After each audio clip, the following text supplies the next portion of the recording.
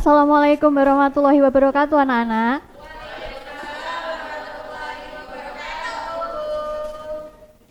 Selamat pagi. Bagaimana kabar kalian hari ini? Sudah siap apa belum mengikuti pembelajaran hari ini? Baik, alangkah baiknya kita berdoa terlebih dahulu sebelum memulai pembelajaran hari ini. Berdoa mulai. Berdoa selesai. Nah, Ibu akan mengabsen kalian hari ini. Biar cepat, Ibu tanya aja siapa yang hari ini nggak masuk. Oke, tidak ada. Berarti sehat semua ya. Nah, sebelum kita ke materi ya, Ibu ada pertanyaan untuk kalian. Apakah kalian masih mengingat ini persamaan apa? Nah, dalam persamaan linear satu variabel kita kan telah mempelajarinya pada saat kalian SMP kan? Nah, kalau dalam persamaan linear satu variabel kita pasti akan mencari x-nya atau mencari solusinya, iya bukan? Nah, kalau seperti ini kira-kira x-nya berapa? Ya, betul, negatif 5. Nah, kita hari ini juga akan mempelajari persamaan, yaitu persamaan kuadrat, persamaan yang lebih kompleks dari persamaan linear satu variabel ini. Tujuan dari pembelajaran kita hari ini yaitu mengidentifikasi bentuk umum dari persamaan kuadrat, lalu memodelkan masalah kontekstual ke dalam bentuk persamaan kuadrat, selanjutnya menentukan akar-akar persamaan kuadrat dengan berbagai metode. Nah, yang terakhir yaitu menganalisis jenis akarnya. Kenapa sih kita harus mempelajari persamaan kuadrat? Sebenarnya persamaan kuadrat ini tuh menjadi dasar kita untuk mempelajari materi selanjutnya, yaitu materi fungsi kuadrat. Nah, kalau materi fungsi kuadrat itu biasanya bisa diterapkan dalam kehidupan sehari-hari, contohnya untuk mencari keuntungan maksimum. Nah, dalam bidang teknik sipil, untuk merancang struktur seperti jembatan agar kuat, stabil, dan aman. Nih, pasti kalian gak asing ya sama tanah yang bentuknya persegi panjang atau sebuah kolam. Bahkan kalau kalian, pasti di rumah kalian ada sebuah figura bukan? Nah, gimana nih cara menentukan ukuran panjang dan lebar suatu benda jika yang diketahui itu hanya luasnya dan hubungan antara panjang dan lebarnya? Kira-kira bisa dicari atau enggak lebar dan panjang ini? Nah, kita akan mengetahuinya bisa atau enggak ya setelah kita mempelajarinya. Langsung saja ke materi ya. Persamaan kuadrat itu merupakan suatu persamaan matematika yang memiliki satu variabel dengan pangkat tertinggi variabelnya itu adalah 2. Di mana A ini dia itu merupakan sebuah koefisien. Koefisien di sini itu dia itu merupakan sebuah angka yang diikuti dengan variabel. Di sini variabelnya untuk A yaitu x kuadrat. Sedangkan untuk B dia merupakan koefisien tapi dari variabel x plus C. Nah, C di sini itu merupakan konstanta. Konstanta di sini itu dia hanya angka, jadi tidak diikuti sebuah variabel. Sama dengan 0. Dengan syarat ya, A, B, C adalah bilangan real. Jadi dia bisa negatif, bisa positif, bisa bentuknya pecahan juga. Nah, di sini A tidak boleh sama dengan 0. Kenapa A tidak boleh sama dengan 0? Karena ketika dia A sama dengan 0, maka 0 kali x kuadrat otomatis dia akan hilang x kuadratnya. Jadi dia tidak masuk ke persamaan kuadrat. Di sini Ibu ada beberapa persamaan. Coba kalian identifikasi mana yang persamaan kuadrat, mana yang bukan persamaan kuadrat. Untuk yang pertama? Yang kedua?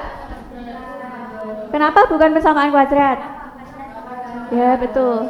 Yang ketiga? Kenapa bukan? Ya, betul. Yang keempat? Iya, dia persamaan kuadrat. Yang kelima? Dia persamaan kuadrat juga, karena syarat dari persamaan kuadrat itu A tidak boleh sama dengan 0.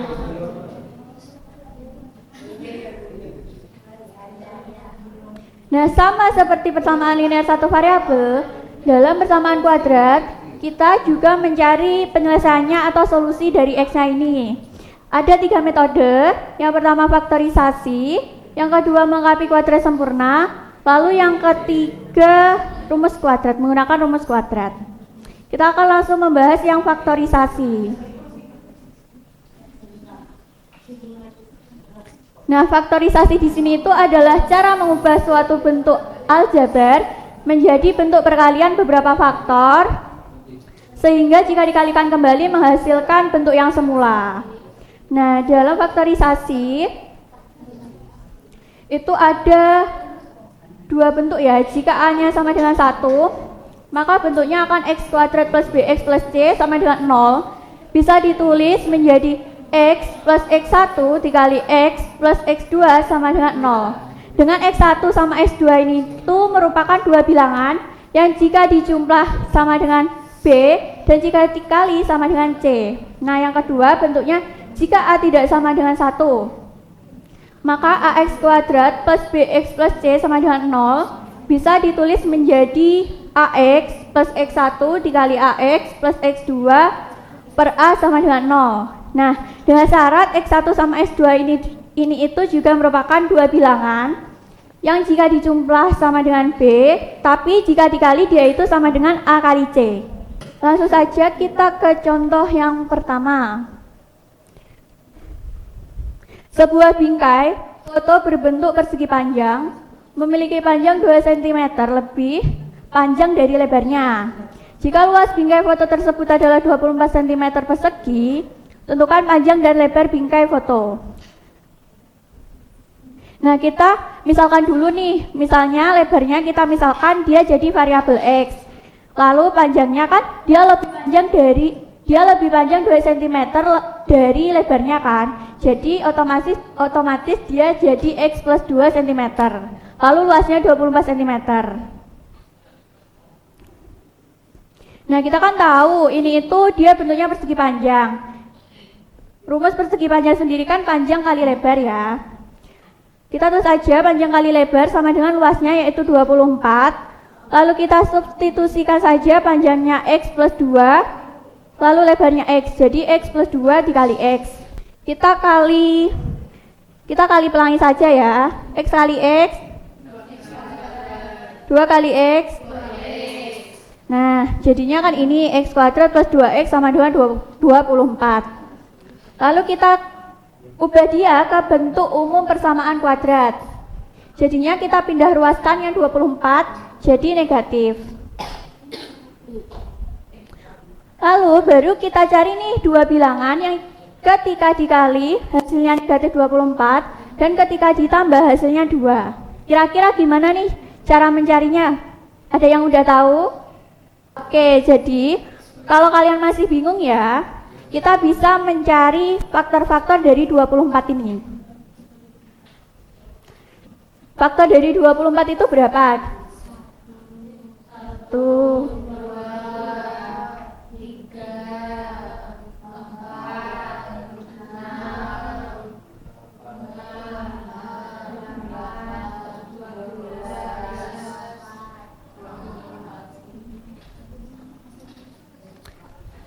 Nah, 24 ini kan 24 kalau dibagi 1 berapa?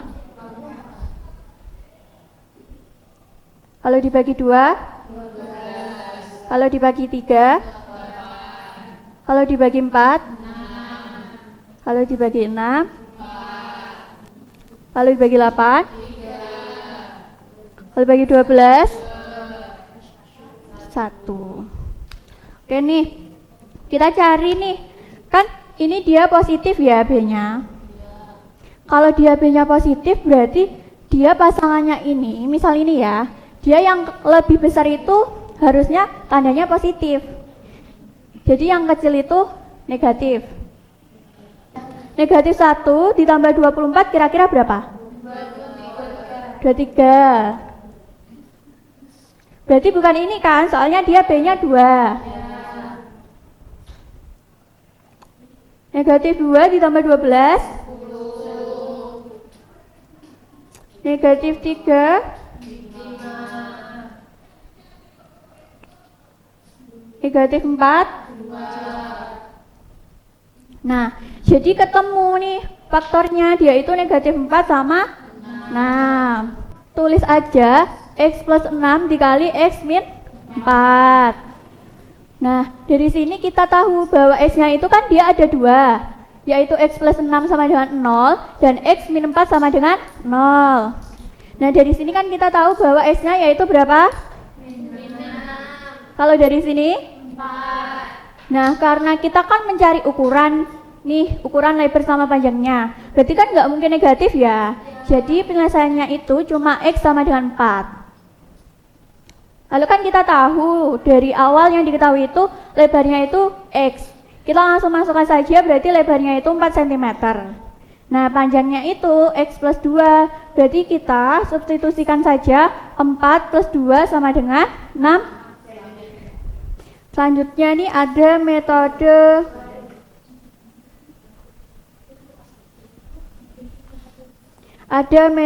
melengkapi kuadrat sempurna, di mana AX kuadrat plus BX plus C sama dengan 0 diubah menjadi bentuk kuadrat sempurna, yaitu X plus P kuadrat sama dengan Q, dengan menambahkan bilangan tertentu yang diperoleh dari B per 2 kuadrat pada kedua ruas persamaan. Nah, di sini ada contoh persamaannya, yaitu X kuadrat plus 4X min 12 sama dengan 0. Nah, dari persamaan ini kita bisa identifikasi nilai A-nya, yaitu sama dengan 1, B-nya sama dengan 4, dan C-nya sama dengan negatif 12.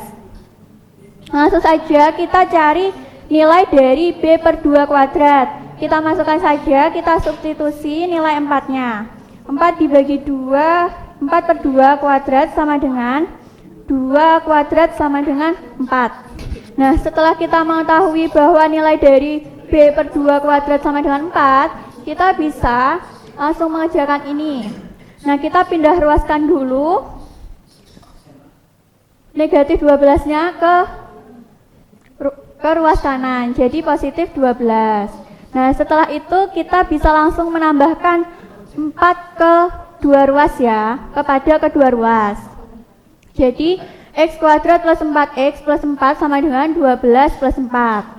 Nah, ini kan bisa difaktorkan ya. Dia hasilnya itu X plus 2 kuadrat sama dengan 12 ditambah 4, yaitu 16. Nah, kalau kita mau menghilangkan kuadratnya, otomatis dia harus di akar. Kalau ruas kiri di akar, berarti ruas kanan juga harus di akar. Nah, hasil dari akar ini yaitu X plus 2. Nah, hasil dari akar 16 nih, ini kira-kira tandanya apa? Ya, betul, plus minus. Kenapa kok bisa plus minus?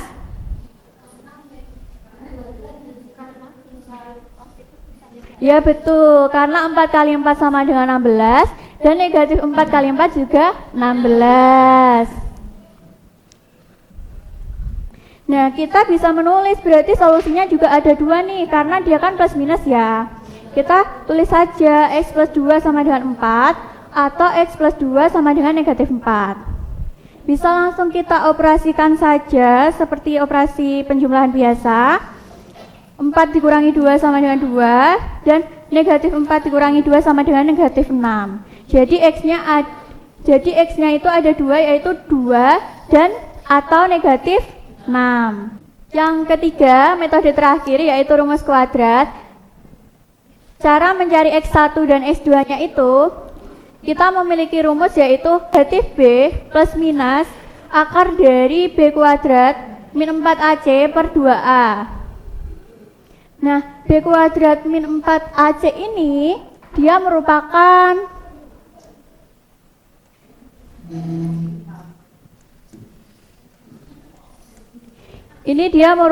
nilai dari diskriminan, atau biasa kita simpulkan jadi D kapital. Nah, ini itu juga rumusnya bisa ditulis seperti ini anak-anak. Negatif B plus minus akar dari nilai diskriminan per 2A. Di sini contohnya ya, ada persamaan X kuadrat plus X min 6 sama dengan 0. Nah, penyelesaiannya kita identifikasi dulu. A-nya kan dia nilainya 1, B-nya nilainya 1, dan C-nya nilainya negatif 6. Langsung saja kita masukkan ke rumusnya, kita substitusi satu persatu, dan dia akan menghasilkan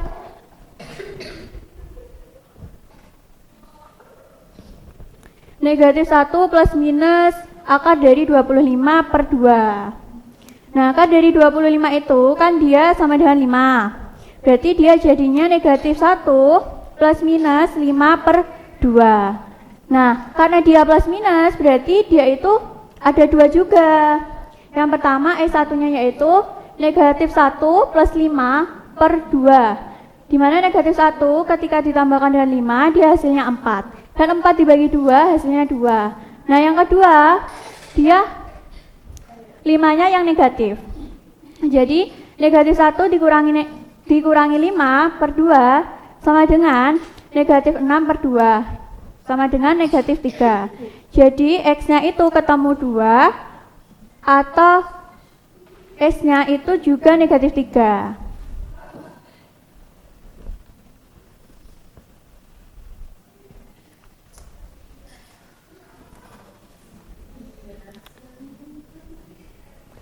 Selanjutnya kita akan membahas jenis-jenis akar. Nah, jenis-jenis akar ini itu diketahui dari nilai diskriminan. Kan tadi sudah dijelaskan bahwa diskriminan itu dicari lewat B kuadrat min 4AC.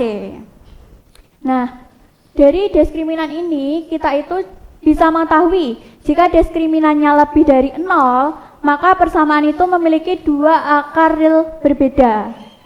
Nah, jika D-nya sama dengan 0, berarti persamaan itu memiliki 2 akar real kembar. Jadi akarnya sama. Yang terakhir, jika D lebih kecil dari 0, maka persamaan tidak memiliki akar. Tidak memiliki akar real atau akarnya itu imajiner. Nah, ada contoh nih. Ketika persamaannya dia itu S kuadrat min 4X plus 4 sama dengan 0. Nah, kita identifikasi dulu. Nilai A-nya berapa? 1. Nilai B-nya? Nilai C-nya? Langsung saja kita substitusi ke rumusnya yang ini. Nah, dia didapat bahwa diskriminannya ini tuh nilainya 0. Jadi persamaan itu memiliki 2 akar real kembar. Nah, untuk contoh yang kedua, siapa yang mau mencoba? Oke, Mbak Rara, silakan maju.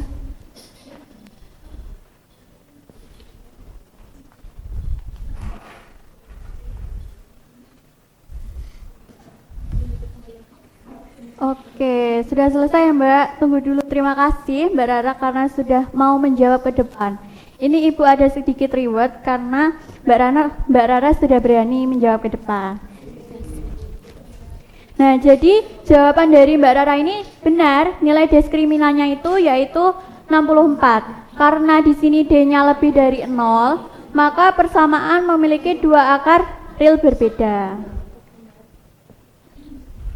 Oke nih, dari sini siapa yang ingin bertanya atau yang masih bingung terkait materi yang sudah Ibu jelaskan? Apakah ada?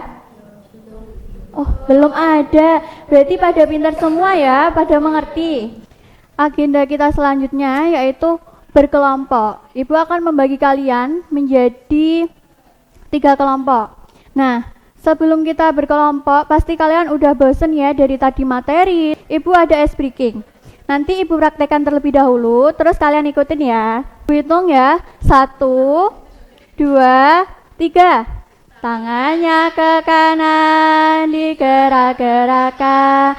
Tangannya ke kiri, digerak-gerakkan. Tangannya ke depan, digerak-gerakkan. Tangannya disilang, jempol digoyang. Oke, tepuk tangan untuk kita.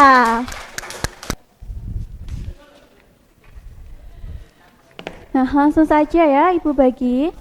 Ini kelompok pertama. Ini kelompok kedua. Ya. Ini kelompok ketiga. Ayo dikerjakan bareng-bareng. Temannya mana?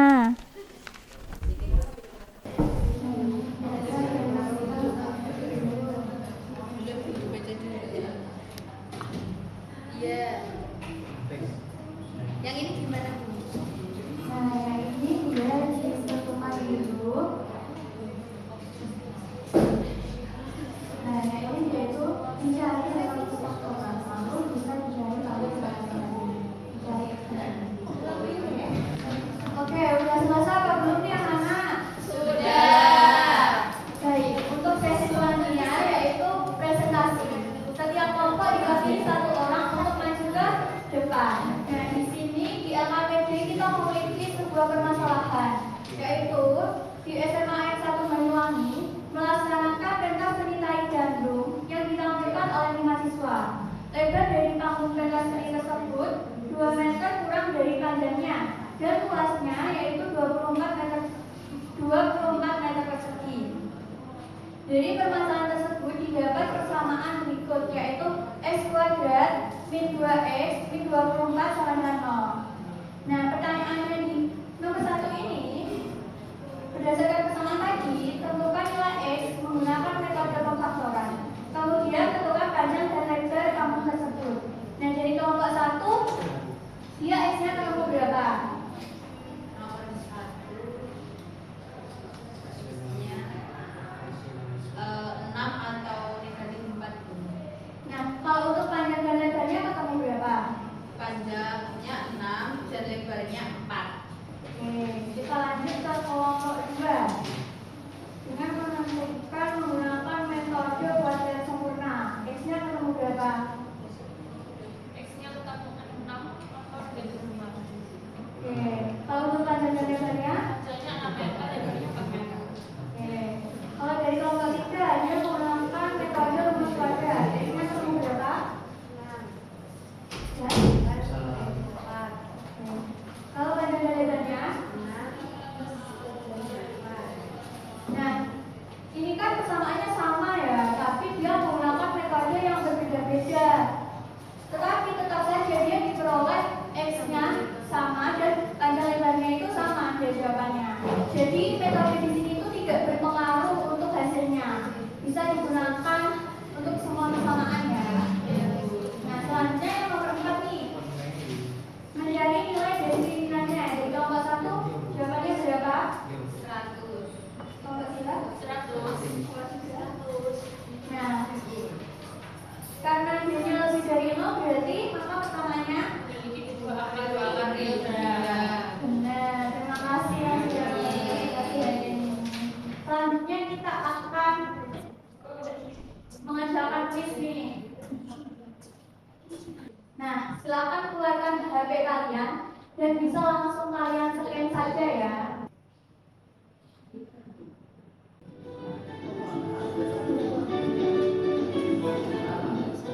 Nah, kita kan sudah mempelajari materi, sudah kuis, sudah LKPD, mengerjakan LKPD.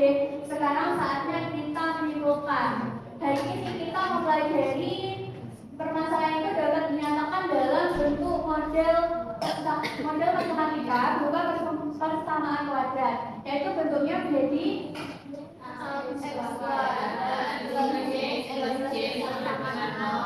Nah, lalu persamaan kuadrat ini dia dapat diselesaikan dengan 3 metode, yaitu pemfaktoran, kuadrat sempurna, dan rumus kuadrat, sehingga diperoleh persamaan kuadrat. Lalu kita juga bisa mencari jenis angka persamaan kuadrat yang ditentukan berdasarkan nilai diskriminan dengan rumusnya yaitu Y kuadrat.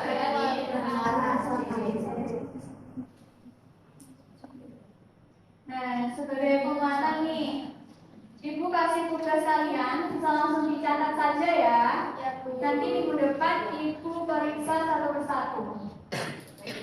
Dan jangan lupa, karena materi kita minggu depan fungsi kuadrat, kalian juga harus mempelajarinya terlebih dahulu. Oke, terima kasih, pembelajaran kita kali ini sudah selesai. Sebelum kita mengakhiri pembelajaran, kita berdoa. berdoa terlebih dahulu sesuai kepercayaannya masing-masing. Berdoa mulai. Berdoa selesai. Terima kasih atas partisipasi kalian hari ini dan sampai bertemu minggu depan. Wassalamualaikum